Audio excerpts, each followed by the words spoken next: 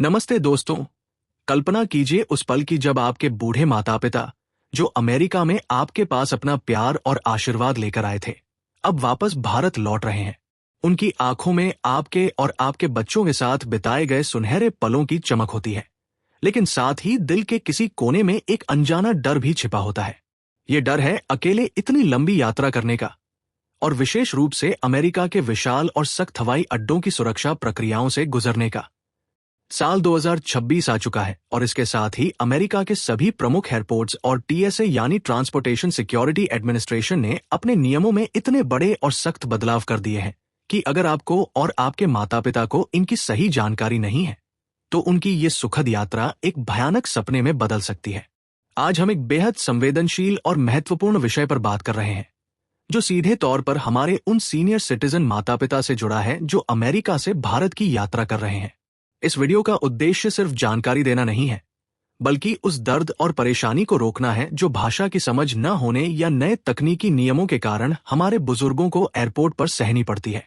जब एक बुजुर्ग व्यक्ति सुरक्षा जांच के दौरान रोका जाता है या उसे फ्लाइट में चढ़ने से मना कर दिया जाता है, तो वह पल उनके लिए गहरे मानसिक तनाव का कारण बन जाता है।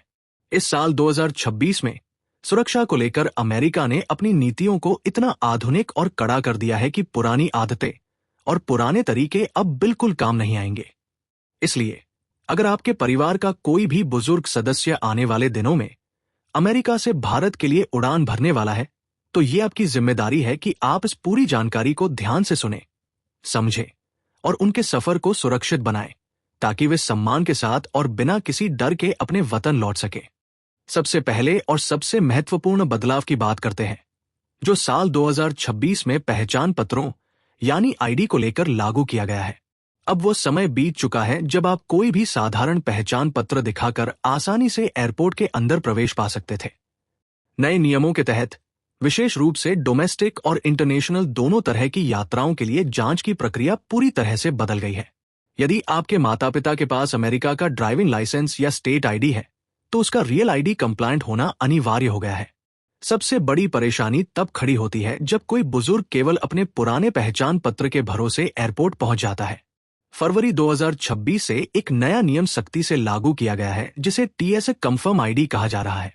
इसका मतलब यह है कि यदि सुरक्षा गेट पर आपका पहचान पत्र नए मानकों पर खरा नहीं उतरता है, तो यात्री को तुरंत $45 की फीस चुकानी पड़ सकती है और अपनी पहचान साबित करने के लिए एक लंबी और थका देने वाली प्रक्रिया से गुजरना पड़ सकता है।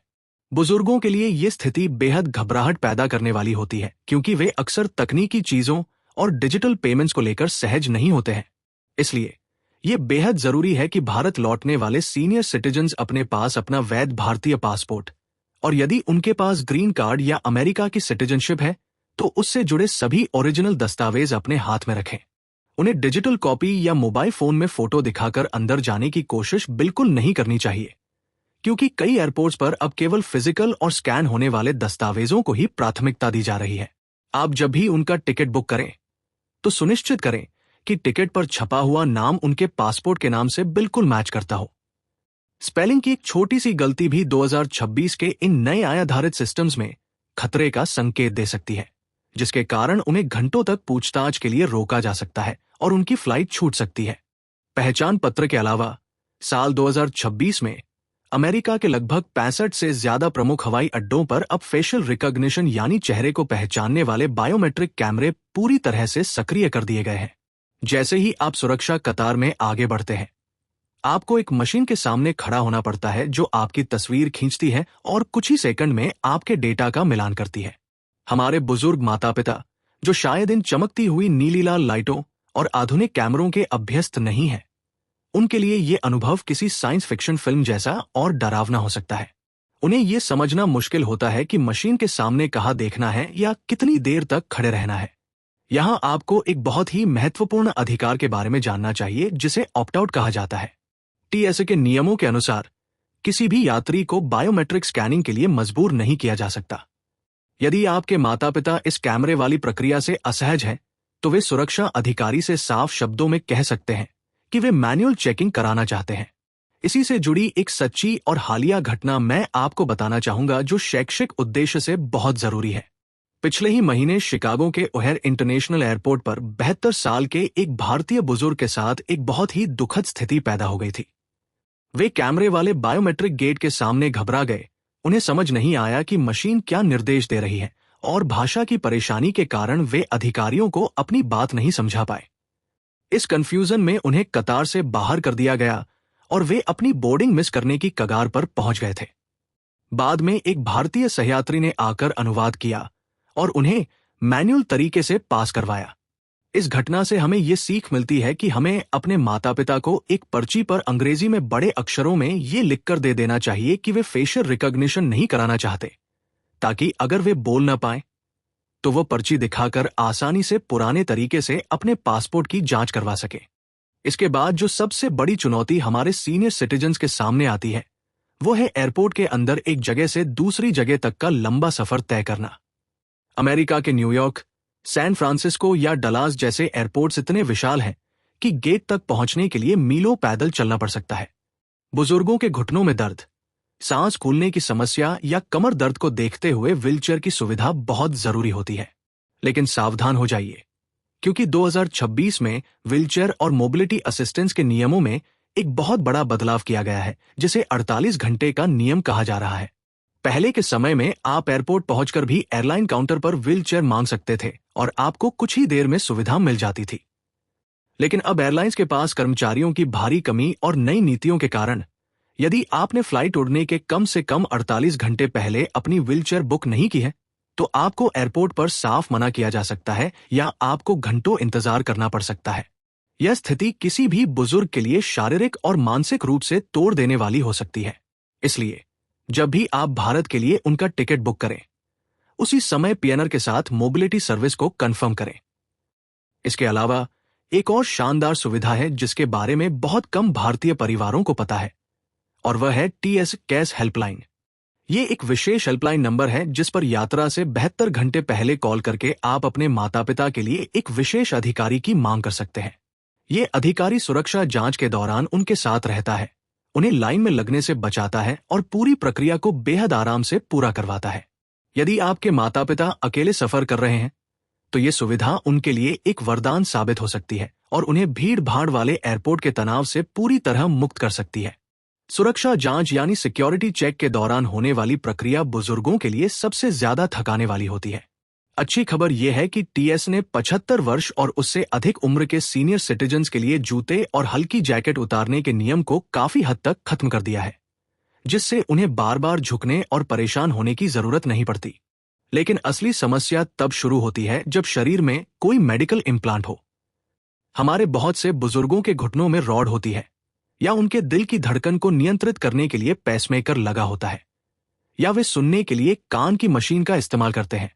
2026 में अमेरिका के हवाई अड्डों पर अब कैट 2 लेवल के अत्यंत संवेदनशील और एडवांस स्कैनर लगा दिए गए हैं। ये स्कैनर शरीर में मौजूद किसी भी धातु या मशीन को तुरंत पकड़ लेते हैं और तेज अलार्म बजाने लगते हैं। अलार्म बजते ही सुरक्षा कर्मचारी सतर्क हो जाते हैं और कभी कभी उनका बर्ताव थोड़ा सख्त हो सकता है। ऐसे में भाषा की समस्या के कारण बुजुर्ग ये नहीं बता पाते कि उनके शरीर में कोई मेडिकल डिवाइस है। इसलिए ये अत्यंत महत्वपूर्ण है कि आप अपने माता पिता को उनके डॉक्टर द्वारा दिया गया मेडिकल इम्प्लांट कार्ड जरूर साथ दें। इसके साथ ही उन्हें सिखाएं या एक कागज पर लिख कर दें कि उनके पास एक पेसमेकर या मेडिकल इम्प्लांट है। पेसमेकर वाले मरीजों के लिए मेटल डिटेक्टर या नए स्कैनर से गुजरना खतरनाक भी हो सकता है, इसलिए उन्हें हमेशा हाथ वाली मशीन से या शारीरिक जांच की मांग करनी चाहिए। जब आप पहले से ही सुरक्षा अधिकारियों को इस बात की जानकारी दे देते हैं, तो वे बेहद सम्मान और सावधानी के साथ एक अलग केबिन में या कुर्सी पर बैठाकर उनकी जांच करते हैं, जिससे बुजुर्गों के आत्मसम्मान को कोई ठेस नहीं पहुंचती और वे सुरक्षित रूप से आगे बढ़ पाते हैं। बुजुर्गों की यात्रा में उनके स्वास्थ्य और दवाइयों का सबसे अहम रोल होता है। अक्सर देखा गया है कि अमेरिका से भारत लौटते समय माता पिता अपने साथ कई तरह की एलोपैथिक दवाइयां, इंसुलिन, आयुर्वेदिक सिरप या अन्य तरल दवाएं लेकर चलते हैं। हम सभी जानते हैं कि केबिन बैगेज में तरल पदार्थों को लेकर एक सख्त नियम लागू होता है, जिसके तहत आप एक सीमित मात्रा से ज्यादा लिक्विड नहीं ले जा सकते। लेकिन 2026 में टीएस ने मेडिकल लिक्विड्स को लेकर कुछ रियायतें दी हैं और साथ ही कुछ नई चेतावनियां भी जारी की हैं। अब मेडिकल लिक्विड इस नियम से बाहर है, लेकिन शर्त यह है कि उन्हें सुरक्षा जांच से पहले स्पष्ट रूप से घोषित करना होगा। यदि आपके माता पिता ने अपनी तरल दवाइयां या इंसुलिन के बैग को अपने सामान्य कपड़ों वाले बैग के अंदर छिपा कर रखा है, तो नए एआई आधारित एक्सरे स्कैनर उसे तुरंत एक संदिग्ध वस्तु मानकर रोक लेंगे।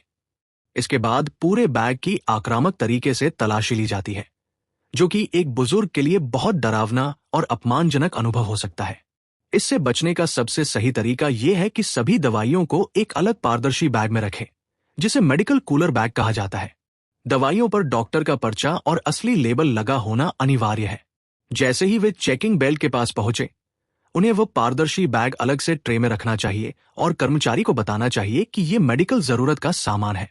ऐसा करने से दवाइयों की जांच बहुत तेजी से और बिना किसी रोक-टोक के हो जाती है। इसके अलावा यदि वे शुगर या ब्लड प्रेशर की दवाई ले रहे हैं, तो हमेशा 2 हिस्सों में दवाइयां पैक करें, कुछ केबिन बैग में और कुछ चेक लगेज में, ताकि अगर कोई बैग खो भी जाए तो सफर के दौरान उनकी सेहत को कोई गंभीर खतरा न हो। चूंकि अमेरिका से भारत की उड़ान बहुत लंबी होती है, इसलिए ज्यादातर बुजुर्ग कनेक्टिंग फ्लाइट्स यानी यूरोप या मध्य पूर्व के देशों में लेओवर वाली उड़ानें लेते हैं। लंदन, फ्रैंकफर्ट या पेरिस जैसे एयरपोर्ट्स पर रुककर फ्लाइट बदलना एक आम बात है, लेकिन 2026 में इस लेओवर प्रक्रिया ने एक नया और खतरनाक मोड़ ले लिया है। इस साल यूरोपियन यूनियन ने अपना नया एंट्री एग्जिट सिस्टम लागू कर दिया है, जिसके कारण ट्रांजिट एयरपोर्ट्स पर सुरक्षा और पासपोर्ट स्कैनिंग की कतारें बहुत लंबी हो गई है। अगर आपके माता पिता की कनेक्टिंग फ्लाइट के बीच केवल 1 या 1.5 घंटे का अंतर है, तो इस बात की बहुत अधिक संभावना है कि वे अपनी अगली फ्लाइट मिस कर देंगे। हाल ही में एक और शिक्षाप्रद घटना सामने आई जब न्यूयॉर्क से दिल्ली जा रहे एक बुजुर्ग दंपत्ति की जर्मनी में कनेक्टिंग फ्लाइट छूट गई। इसका कारण यह था कि नए ट्रांजिट स्कैनिंग सिस्टम में उन्हें लगभग 2 घंटे लग गए और उन्हें एक टर्मिनल से दूसरे टर्मिनल तक पहुंचने में इतना समय लगा कि एयरलाइन ने बोर्डिंग गेट बंद कर दिया। वे पूरी रात उस अनजान एयरपोर्ट पर बिना अपनी जरूरी दवाइयों के फंसे रहे। इस तरह की दर्दनाक घटनाओं से बचने के लिए हमेशा कोशिश करें कि अपने माता पिता के लिए एयर इंडिया या यूनाइटेड एयरलाइंस की डायरेक्ट उड़ान बुक करें। और यदि कनेक्टिंग फ्लाइट लेना मजबूरी हो, तो सुनिश्चित करें कि दोनों फ्लाइट्स के बीच कम से कम 3 से 4 घंटे का लेओवर समय जरूर हो। इससे उन्हें एक टर्मिनल से दूसरे टर्मिनल तक जाने, वॉशरूम का इस्तेमाल करने और बिना किसी भागदौड़ या घबराहट के आराम से अपनी अगली फ्लाइट पकड़ने का पर्याप्त समय मिल जाता है। यात्रा की योजना बनाते समय कुछ अतिरिक्त पैसों की बचत के चक्कर में कभी भी बुजुर्गों की सुविधा और सुरक्षा के साथ कोई समझौता नहीं करना चाहिए। वर्तमान समय की बात करें तो हम अभी मई 2026 के महीने में हैं और ये समय अंतर्राष्ट्रीय उड़ानों के लिए सबसे ज्यादा भीड़ भाड़ वाला होता है। अमेरिका में स्कूलों और कॉलेजों की छुट्टियां शुरू हो चुकी हैं और लाखों भारतीय परिवार अपने देश वापस आ रहे हैं। इस भयंकर भीड़ और गर्मी के मौसम में मौसम खराब होने या फ्लाइट्स के लेट होने की घटनाएं आम बात है। इसलिए इस महीने की सबसे बड़ी और ताजा अपडेट ये है कि एयरलाइंस ने चेक इन और बोर्डिंग के नियमों को पहले से कहीं अधिक सख्त कर दिया है। यदि आपके माता पिता अंतर्राष्ट्रीय उड़ान के लिए पूरे 3 घंटे पहले एयरपोर्ट नहीं पहुंचते हैं, तो नई नीतियों के तहत उनकी सीट किसी स्टैंड बाय यात्री को दी जा सकती है। इसके साथ ही एयरलाइंस अब सीटों के चुनाव को लेकर भी बहुत कठोर हो गई है। बुजुर्गों के लिए आइल सीट बुक करना सबसे महत्वपूर्ण है, ताकि उन्हें लंबी उड़ान के दौरान वॉशरूम जाने या अपने पैरों को सीधा करने के लिए किसी दूसरे यात्री को बार बार न उठाना पड़े। जब आप उन्हें एयरपोर्ट छोड़ने जाएं, तो केवल गेट तक छोड़कर वापस न आ जाएं। जब तक उनकी फ्लाइट टेक न कर जाए, तब तक एयरपोर्ट के आसपास ही रहें और फ्लाइट स्टेटस ऐप पर नजर रखें, क्योंकि मई महीने के इन नए नियमों के तहत आखिरी मिनट पर भी गेट बदलने या उड़ान रद्द होने की सूचना मिल सकती है। आज के इस व्यस्त दौर में हमारे माता पिता की हवाई यात्रा की पूरी जिम्मेदारी लेना सिर्फ एक काम नहीं है, बल्कि हमारे संस्कार और हमारा धर्म है। उन्होंने हमारी जिंदगी संवारने के लिए अनगिनत कष्ट सहे हैं और अब ये हमारा कर्तव्य है कि उनके जीवन के इस सफर को हम अपनी समझदारी, जागरूकता और प्यार से पूरी तरह सुरक्षित और आरामदायक बनाएं।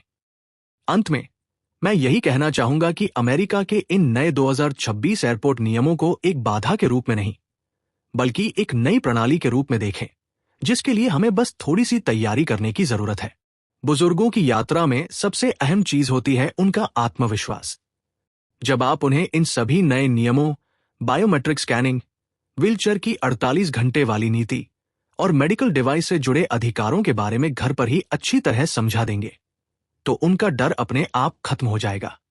उन्हें यह विश्वास दिलाएं कि भाषा या तकनीक की कमी कोई अपराध नहीं है और एयरपोर्ट पर मौजूद अधिकारी उनकी मदद के लिए ही वहां तैनात है, बशर्ते हम सही तरीके से अपनी बात उनके सामने रख सके।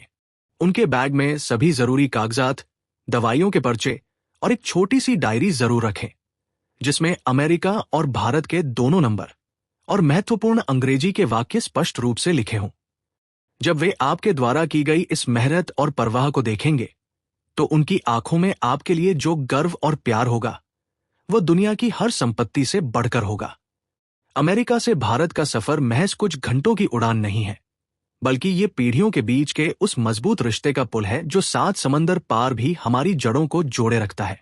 हमारी यही कामना है कि आपके माता पिता का ये सफर मंगलमय हो, वे पूरी तरह स्वस्थ और सुरक्षित अपने देश की मिट्टी पर कदम रखें और परिवार के साथ खुशियों भरे पल बिताएं।